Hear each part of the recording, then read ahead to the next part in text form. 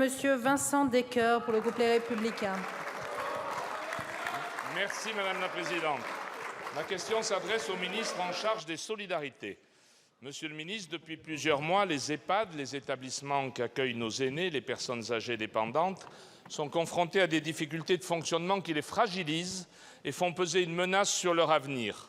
Des difficultés avant tout d'ordre budgétaire en raison d'un contexte d'inflation qui se traduit par une hausse de leurs charges fixes, notamment des denrées alimentaires et de l'énergie, des dépenses d'hébergement qui ont progressé bien plus vite que les tarifs hébergement et dépendance, ce qui a pour effet de placer ces établissements, nos maisons de retraite, dans une situation d'une gravité inédite. En début d'année, la Fédération hospitalière de France révélait que 39% des EHPAD publics rencontraient des difficultés de trésorerie et que 85% d'entre eux anticipaient un résultat fortement déficitaire à la fin de l'exercice 2022. Fragilisés par la crise sanitaire qui a mis leur personnel à rude épreuve, nos EHPAD doivent en outre faire face à des difficultés de recrutement qui les contraignent à recourir à l'intérim, dont le coût excessif grève plus encore leur budget. Monsieur le ministre, il y a urgence à agir.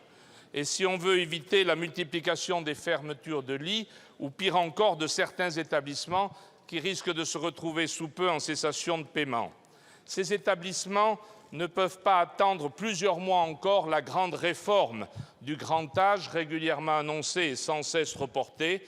Aussi, je souhaiterais que vous puissiez nous indiquer quelles mesures compte mettre en œuvre le gouvernement pour aider les EHPAD à surmonter cette crise sans précédent, rassurer leurs gestionnaires, leur personnel, les aînés et leurs familles.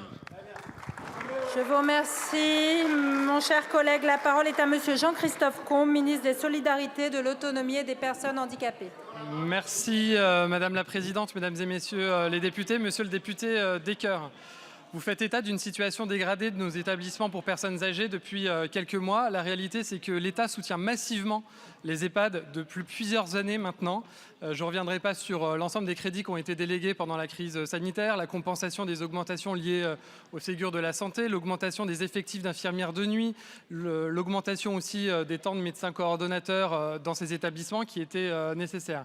Il s'avère qu'aujourd'hui, dans une période d'inflation, la situation est toujours difficile. Vous avez cité les tensions sur les recrutements liés à l'intérim. Il y a un taux d'occupation aussi qui est très bas dans nos EHPAD. Et contre cela, nous avons choisi des mesures beaucoup plus ciblées. On a délégué en fin d'exercice dernier 440 millions d'euros pour soutenir le financement des EHPAD, dont 100 millions juste pour l'inflation. On a étendu le bouclier tarifaire sur le gaz et l'électricité à l'ensemble de ces établissements. Et via la loi de financement de la sécurité sociale pour 2023, on a augmenté les financements des EHPAD de 5,1%. J'ai demandé à l'ensemble des directeurs généraux des ARS de suivre la situation des EHPAD qui sont en difficulté. Je l'ai déjà dit ici dans cette assemblée, on ne laissera aucun EHPAD en difficulté ou aucun EHPAD contraint de fermer. On a doublé, voire triplé sur certains territoires les crédits reconductibles. Pour autant, on voit bien que les difficultés subsistent, notamment celles liées à la section hébergement de ces établissements, section qui dépend des financements des départements. Je suis en lien constant avec les départements pour trouver des solutions et permettre aux établissements d'être mieux financés. J'ai saisi l'ensemble de mes administrations pour pouvoir mettre en place un groupe de travail sur l'évolution avec les départements pour travailler sur l'évolution du modèle économique des EHPAD, parce que je pense que seule une réponse structurelle permettra d'apporter les financements nécessaires et de maintenir également l'accessibilité de l'offre. C'est important. On sait qu'on a un sous-financement aujourd'hui de l'aide sociale à l'hébergement. Merci, Monsieur le Ministre. Monsieur Descoeur. Oui, Monsieur le ministre, je suis au regret de vous dire que votre réponse n'est pas à la hauteur des enjeux. L'enjeu, c'est l'attention qu'on doit porter à nos aînés, c'est la reconnaissance qu'on doit au personnel qui les entoure. Monsieur le ministre, la question de la solidarité entre les générations, c'est un devoir et non une option. Je vous remercie, mon cher collègue.